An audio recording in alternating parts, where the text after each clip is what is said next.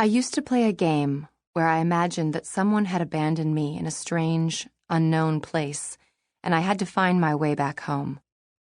There were various scenarios, but I was always incapacitated in some way, tied up, mute, missing a limb.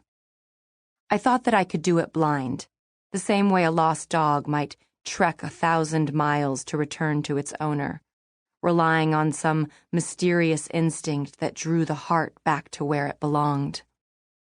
Sometimes, in the towns where I'd lived after Keokuk, in a bedroom or classroom, or while walking alone down a gravel road, I'd pause and orient myself to Arrowwood, the Mississippi River.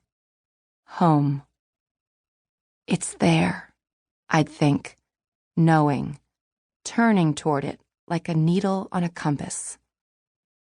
Now, as I crossed the flat farmland of Kansas and northern Missouri, endless acres of wheat and corn blurring in the dense heat, I felt the road pulling me toward Iowa, as though I would end up there no matter which way I turned the wheel.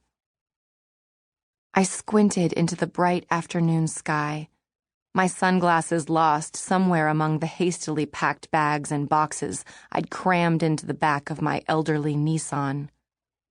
It was late September, the Midwestern air still stifling, unlike the cool sunshine I'd left behind in Colorado, where the aspens had just begun to turn.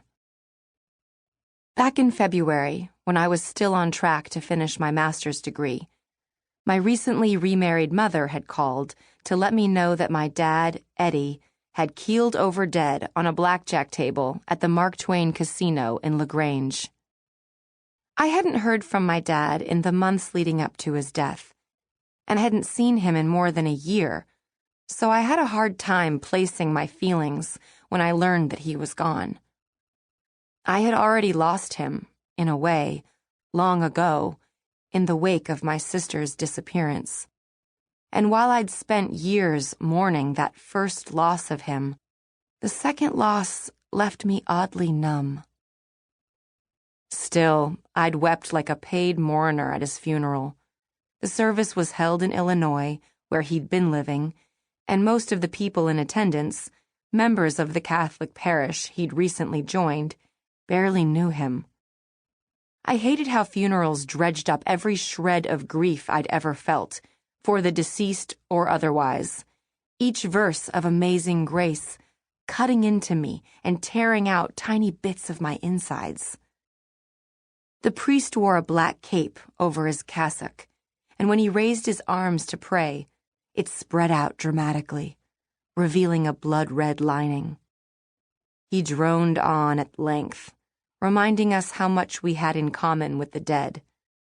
We all had dreams, regrets, accomplishments, people we'd loved and disappointed, and at some point, for each of us, those earthly concerns would fall away, our lives replaced in an instant by darkness, or, if you believed, light. Sometimes death came too soon, sometimes not soon enough, and only for certain sinners did it come at a time of one's choosing.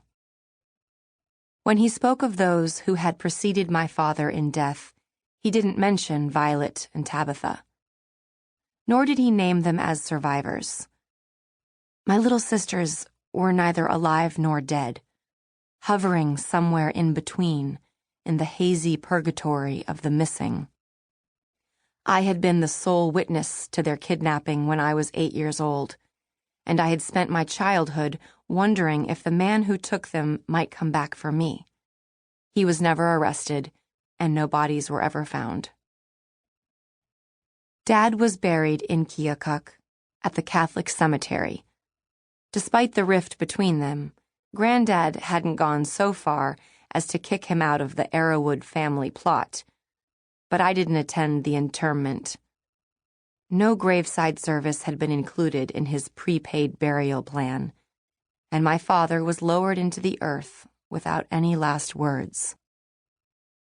Months later, a lawyer for the family trust called to inform me that Arrowwood, the namesake house my great-great-grandfather had built on the Mississippi River bluff, the house we had left not long after my sister's abduction, was mine.